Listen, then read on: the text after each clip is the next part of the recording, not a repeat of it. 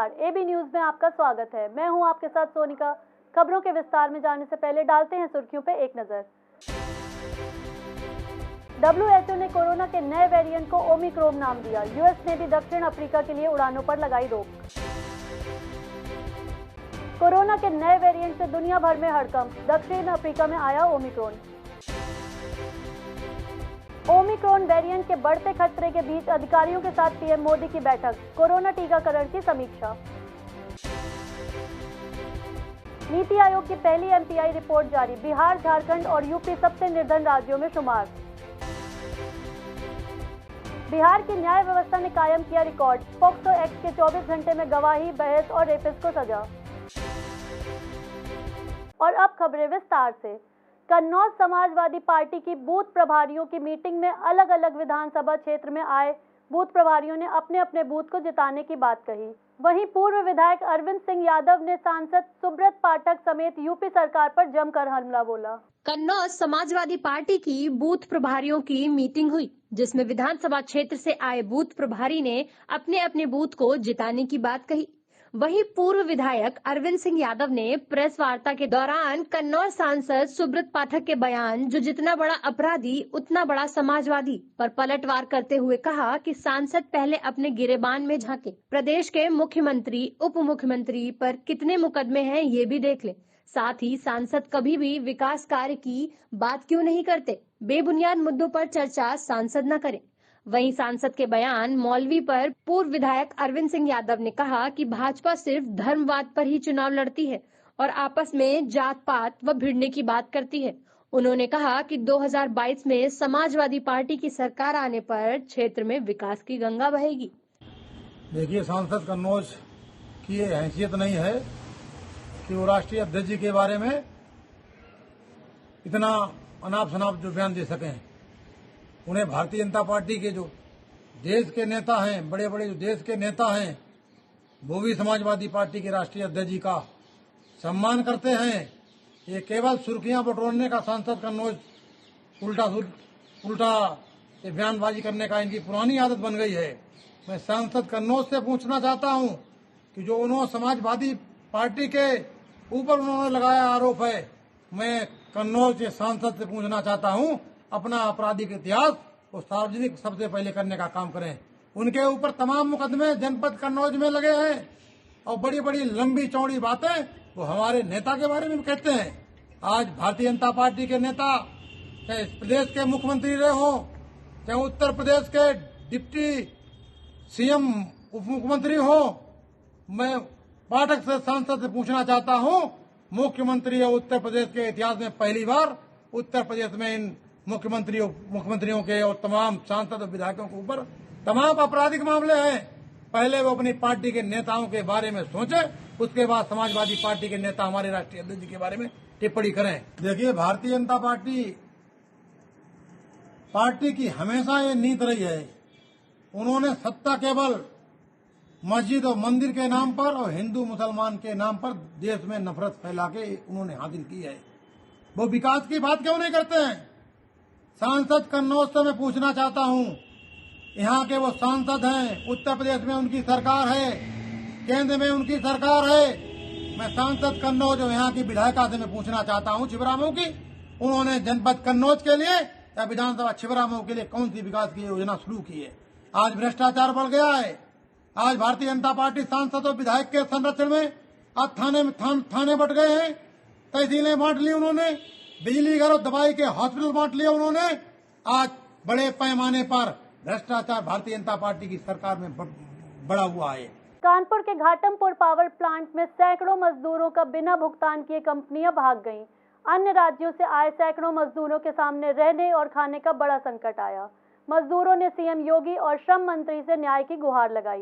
कानपुर के Ghatampur power plant में सैकड़ों मजदूरों का बिना भुगतान किए कंपनियां भाग गई हैं। पिछले 2 माह से बकाया सैकड़ों मजदूरों, करीब 500 मजदूरों की बकाया राशि की मांग लेकर कंपनियां चंपत हो गई हैं। प्लांट में काम कर रही प्रिंसिपल कंपनी L&T भी भुगतान नहीं कर रही है। बकाया भुगतान के लिए 2 माह से मजदूरों को कंपनी टरका रही है। गौरतलब है कि सांगा, इरेक्टोस, CDN, NLT, MSS समेत जय मां शारदे कंपनी रफू चक्कर हो चुकी है। अन्य राज्यों से आए सैकड़ों मजदूरों के सामने रहने खाने का संकट खड़ा हो गया है। मजदूरों ने सीएम योगी और श्रम मंत्री से न्याय की गुहार लगाई है। मामला है सर, यहाँ पेमेंट को लेकर है। पिछले 2 महीने से हम लोग का पेमेंट, हमारी कंपनी के किसी भी वर्कर का जो आसपास है पेमेंट रुका हुआ है, और अभी हाल फिलहाल हमारा कॉन्ट्रैक्टर 10 दिन से भाग गया है, जिसकी वजह से प्रॉब्लम हो रहा है। यहाँ पे साइट बहुत खराब ही चल रहा है। 4-5 कंपनी ऑलरेडी भाग चुकी है पहले से। इसलिए तो हम लोग का पेमेंट एक्चुअली 10 दिन से हम लोग स्ट्राइक पे है, मिल नहीं रहा है किसी का। वर्कर लोग डेली स्ट्राइक आगे करता है। किसी का रूम, जो कोई प्राइवेट रूम में रहता है, उनका रूम ऑनर निकाल दिया रूम से। उनके पास रूम नहीं है, खाने का पैसा नहीं है, राशन दुकान वाले राशन नहीं दे रहे हैं। हम लोग का तो जैसे तैसे चल जा रहा है, लेकिन वर्कर लोग जो दूर दूर से आके काम कर रहे हैं यहाँ पे, उनके साथ बहुत ज़्यादा प्रॉब्लम है। इस समय कितना वर्कर आपकी फैक्ट्री में?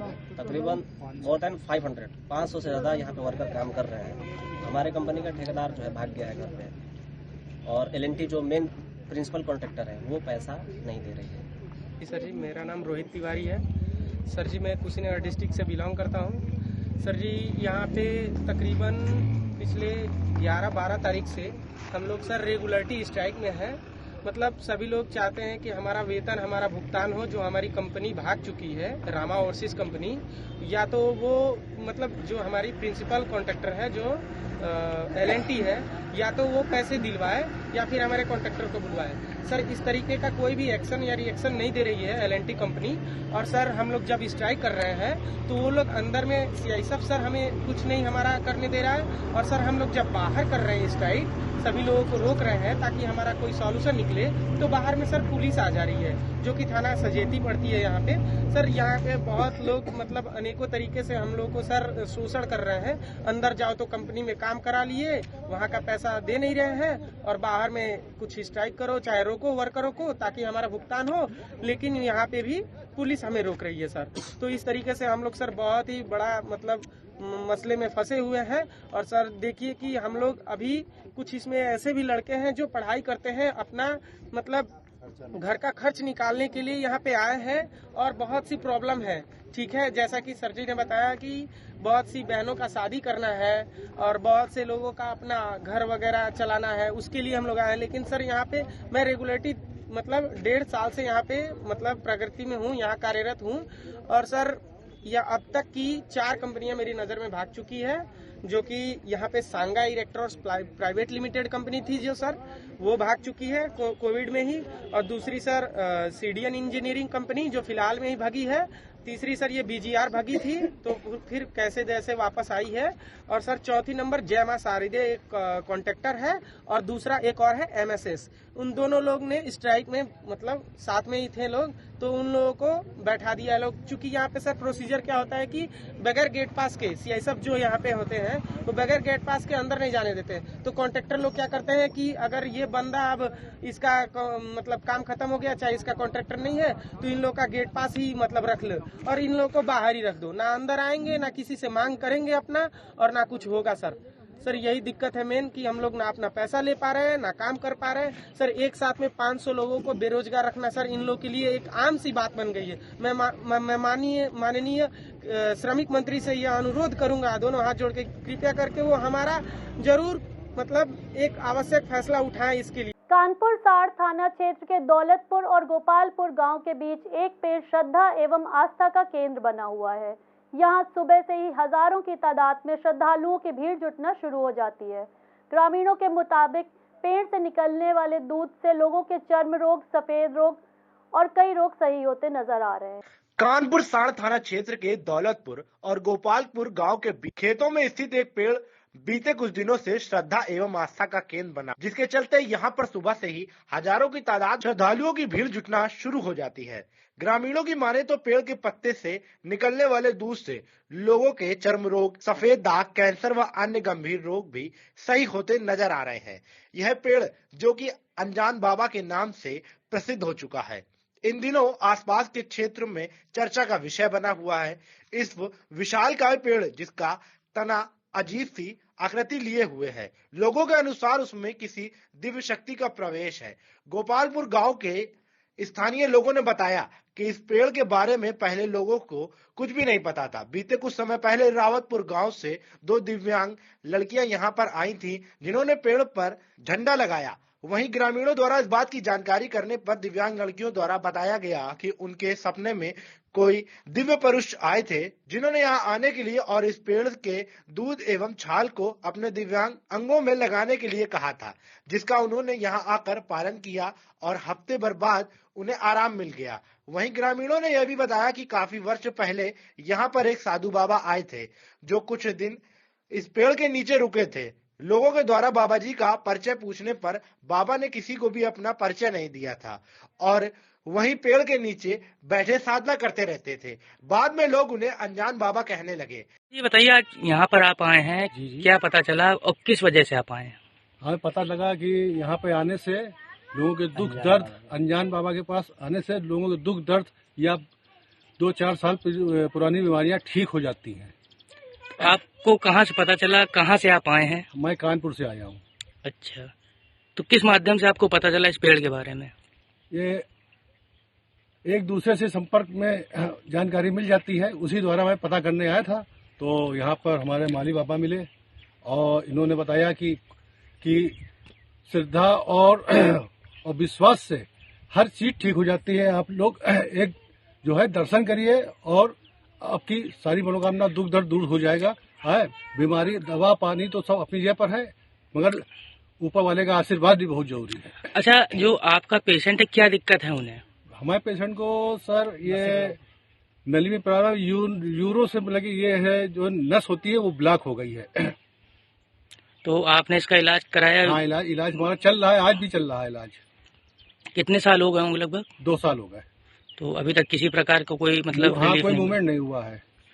ग्रामीणों के अनुसार स्थितियां यह है कि शनिवार व मंगलवार की रात के 12 बजे से लेकर सुबह 5 बजे तक सूर्य उदय होने से पूर्व तक सैकड़ों लोगों की भीड़ पेड़ों के पास से इकट्ठा रहती है।